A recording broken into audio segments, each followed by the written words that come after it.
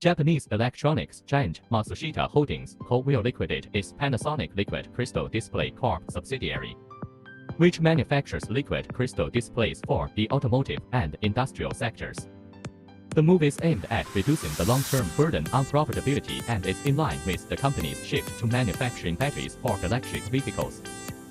Panasonic plans to directly acquire the factory and transform it into a production base for batteries for electric vehicles to take advantage of the growing demand for electric vehicles.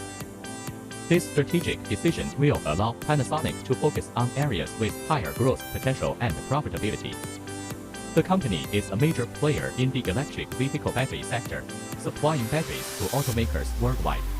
By focusing on electric vehicle battery manufacturing, Panasonic aims to leverage its technical expertise and experience in the transition to sustainable mobility, and position itself as a leader in the global electric vehicle market.